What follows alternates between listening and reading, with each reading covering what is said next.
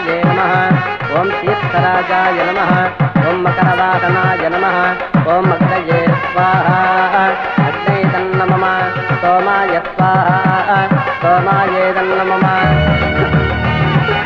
என்னாச்சுன்னு தெரியலையே. பணத்தோட இதை வந்துடுறேன்ட்டு போன பொண்ணு இன்னும் வரலையே. மூர்த்த வேற நெருங்கிட்டு இருக்கு. எனக்கு என்னமோ பயமா இருக்குங்க. அக்காக்கு என்ன ஆச்சு என்னமோ தெரியல. மணக்கோலத்தில் இருக்கிற நீ கண்ணீர் ஒடிக்காதம்மா. அங்க என்ன ஆச்சு ஏதுன்னு நான் போய் பார்த்துட்டு வந்துடுறேன். நீ கவலைப்படாம இரு. சீக்கிரமா வாங்க. என்னக்கா நேரமாயிட்டே இருக்கு. என்னங்க பொன்னம்பலம் மூர்த்த நேரம் வந்துச்சு. என்னங்க துர்காவதாரம் பணம் தரணுமேன்னு மூர்த்த முடிஞ்சு வரலான்னு இருக்காளா? அப்படி சொல்லாதீங்கம்மா. அது அப்பேற்பட்ட பொண்ணு இல்ல. எப்படி இப்ப வந்து என்னடா பாத்தீங்களா? என்னடா என்ன சொல்ற? பாருங்க. ஐயோ அடி பாவி.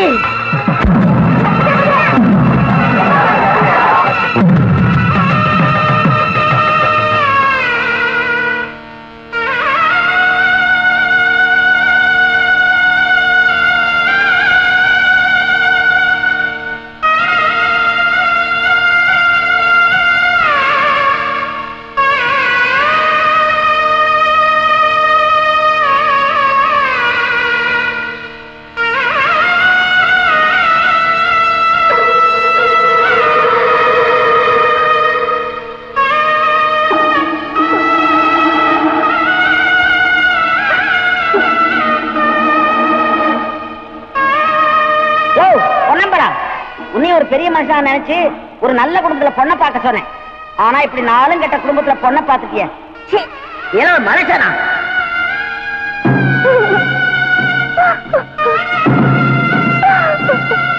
போங்கடா. இவங்க கூட என்ன விளையாட்டு? இதெல்லாம் யாருக்கு பொறுத்ததோ?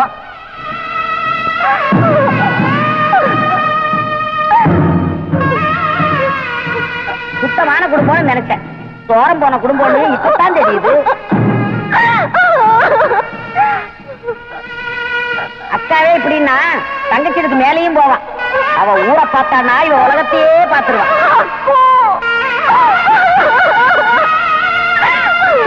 கல்யாணம் ஒரு கேடு. கழுத்துல தாதி ஏற உடனே வயிற்றுல புள்ள இருக்குன்னு சொல்லிடுவான். மானம் கெட்ட குடும்பம்.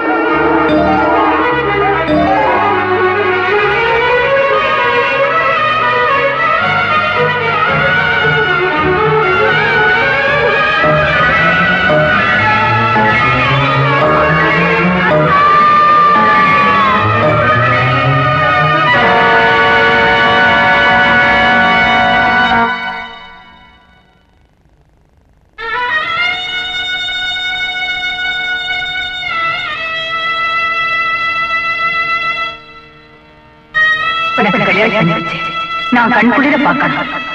கச்சேரி மேடையை பார்த்து எனக்கு உன்னை கல்யாண மேடையில பார்க்கறதுக்கு ஆசையா இருக்கு. நீ இந்த வீட்டை விட்டு போனாலும் என் மனசு விட்டு போக மாட்டேன்.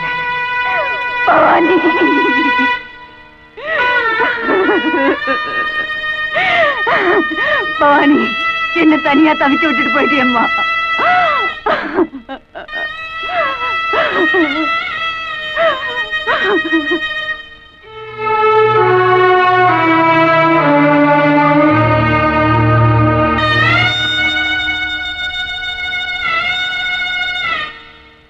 அக்கா, என்னங்கக்கா நடந்துச்சு? ஏங்கா நம்மள எல்லாரும் திட்டுறாங்க? சின்னக்கா ஏங்கா செத்து போச்சு? சொல்லுங்கக்கா, சொல்லுங்க. என்னால எதுவுமே பேச முடியலடா. பேச முடியாதபடி செஞ்சுட்டாங்க. அக்கா, இரு பசங்களாம் என்ன கிண்டல் பண்றாங்க. நம்ம குடும்பம் ஆனகெட்ட குடும்பமா? 3வது வீட்டுக்காரர் என்ன கூப்பிட்டு உங்க அக்காவை எங்க வீட்டுக்கு வந்து கச்சேரி பண்ணுன்னு சொல்றாருக்கா. அக்கா, நம்ம 2 பேரும் சின்ன அக்கா மாதிரி செத்து விடுவோங்க, செத்து விடுவோம். விஜய், விஜய், விடுறா, விடுறா.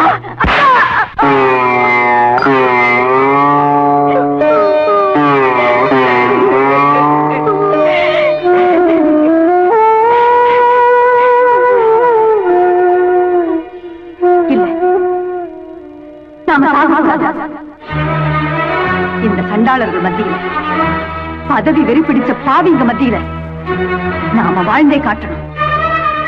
எந்த பதவி நம்மள மானமங்கப்படுத்திச்சோ, எந்த பதவி நம்ம குடும்பத்தை நிர்மூலமாக்கிச்சோ, அந்த பதவியில உன்னை அமர்த்தி அந்த பாவியை நான் பழி வாங்கி காட்டேன். நான் உண்மையானவளா இருந்தா, இந்த உலகத்துல தெய்வம்னு ஒண்ணு இருந்தா இது நடந்தே தீரும். நடத்தி காட்டுறேன்.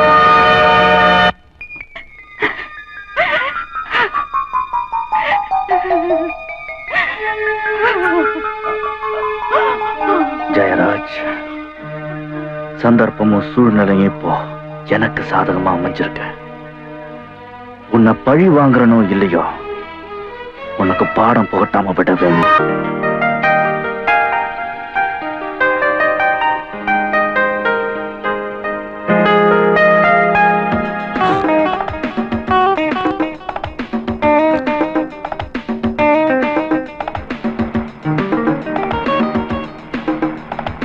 Taxi taxi நில்லுப்பா.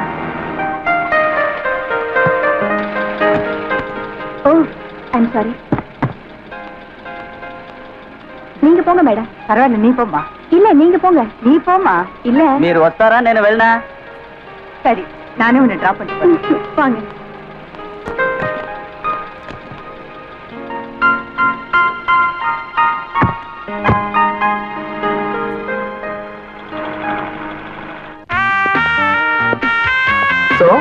நீ சொன்னபடி கந்தசாமி மர்டர் ஆகிறதுக்கு முன்னால முத்துக்கருப்பன் தான் ஜேகேங்கிற விஷயத்தை ஜெயராஜிட்ட சொல்லியிருக்கான். அன்னைக்கு ராத்திரியை கொலை செய்யப்பட்டிருக்கான். ஆக அந்த கந்தசாமி மர்டர்ல ஜேகே ஜெயராஜுக்கு சம்பந்தம் இருக்கு. நிச்சயமா சம்பந்தம் இருக்கு. அப்புறம் முத்துக்கருப்பனோட ஃபைலை வெரிஃபை பண்ணி பார்த்ததுல கோர்ட்ல இருந்து அவனை ஜெயிலுக்கு கூட்டு போன பந்தோபஸ்து பார்ட்டியில இந்த ஜெயராஜ் இருந்திருக்கான். ரியலி? எஸ். அப்ப அவன் சப் இன்ஸ்பெக்டர். முத்துக்கருப்பனை தப்பிக்க வச்சு அவனுக்கு பாதுகாப்பு கொடுத்து தன்னோட பினாமியாக்கி இன்னைக்கு ஒரு பெரிய 5 ஸ்டார் ஹோட்டலோட ஓனர் ஆக்கி இருக்கான். அப்ப ஜேகே சந்தேகமே வேணாம், அவன் தான் பழைய முத்துக்கருப்பன். என்ன கூப்பிட்டு மிரட்டினா அந்த விஜய். என் சர்வீஸ்ல இவன மாதிரி எத்தனை பொடிப்பையில பார்த்திருப்பேன். இதுக்கெல்லாம் ஒரி பண்ணிக்காதீங்க ஜெயராஜ். நம்ம பொறுத்த வரைக்கும் அவன் ஒரு பெரிய எதிரியே இல்ல. எதிரியா இல்லாம இருக்கலாம், ஆனா எரிச்சல உண்டு பண்றானே. கந்தசாமி கொலை வழக்குல இவர் துப்பறிய போறாராம். துப்பு இவனை துப்பி எறிய போறேன். கந்தசாமி கதைக்கு நம்ம எப்பவோ முற்றுப்புள்ளி வச்சாச்சு. அத கேள்விக்குறியாக்க அவனுக்கு தெம்பு பத்தாது. அதை விட ஜெயராஜ், நாளைக்கு ஜாக்சன் வரான். அவனுக்கு டைமண்ட்ஸ் கொடுக்கறதா நம்ம ப்ராமிஸ் பண்ணியிருக்கோம். ஞாபகம் இருக்குல்ல? வழக்கம் போல நம்ம விஷயம் பர்ஃபெக்டா பாதுகாப்பா நடக்கணும். அதுக்கு ஒரு பிளான் சொல்லு. வழக்கமா நீதான் பிளான் சொல்லுவேன். இன்னைக்கு என்ன கேக்குறேன்? ஓகே, நமக்கு சான்ஸ் சொல்றேன். ஜேகே, இந்த விஷயத்துல நாம ரொம்ப ஜாக்கிரதையா இருக்கோம். அந்த ஏசி பைய நம்ம சுத்தி ஒரு வலை விரிச்சு வச்சிருக்கான், பொறான்னு நினைச்சுக்கிட்டு. நாம பொறா இல்ல, புல்லட்டும் ப்ரூவ் பண்ணணும். ஏய் சிகரெட் குடுறே. ஷக்கி. Yes sir. நாளைக்கு என் ஃப்ரெண்டு ஃபாரின்ல இருந்து வரான். ஒரு பார்ட்டிக்கு ஏற்பாடு பண்ணு. பிரம்மாதமா இருக்கணும். I will arrange sir. நீயும் டான்ஸ் பண்ற. Okay sir. Nice girl. Mister Raja, இனிமே நாம கொஞ்சம் சீரியஸா செயல்பட்டாகணும். அப்பதான் அந்த மோசடி கும்பலோட முகமூடியை கிழிக்க முடியும். I am always at your service sir. என்ன செய்யணும்னு சொல்லுங்க, எப்படி செஞ்சு முடிச்சிடுறேன். அந்த முத்துக்கருப்பனையும் ஜெயராஜையும் நீங்க ஃபாலோ பண்ணி ஆகணும். தட் மீன்ஸ் நான் பிளாக் பெல் ஹோட்டலுக்கு போனோங்கிறீங்க. கரெக்ட். அப்பதான் அவங்க ஆக்டிவிட்டிஸை நம்மளால தெரிஞ்சுக்க முடியும். சார், அந்த பிளாக் பெல் ஹோட்டலுக்கு தினமும் ராத்திரி 9 மணிக்கு மேல அந்த ஜேகே வரான். 1 மணி நேரம் தன்னோட ஆட்கள் செய்ய வேண்டிய செயல்களுக்கு திட்டம் தீட்டுறான். 10 மணிக்கு ஜெயராஜ் வராரு. அங்க வச்சுதான் ஜேகேவும் ஜெயராஜும் தன்னோட ஃபியூச்சர் பிளான்ஸ் பத்தி டிஸ்கஸ் பண்றாங்க. 11 மணிக்கு மேல அந்த ஹோட்டலே சொர்க்கலோகமா மாறிடுச்சு சார். ரியலி? ஆச்சரியமா இருக்கு. ஆமா, இதெல்லாம் உங்களுக்கு எப்படி தெரியும்? தாட்ஸ் ராஜா. என்னோட கேர்ள் ஃபிரெண்ட் ஷக்கிலா அங்கதான் டான்ஸ்ல இருக்கான். Very good. இனிமே நமக்கு சக்சஸ் தான். கவலைப்படாதீங்க சார். அந்த பிளாக் பெல் இனிமே ரெட் பெல்லா மாற போகுது. Come on.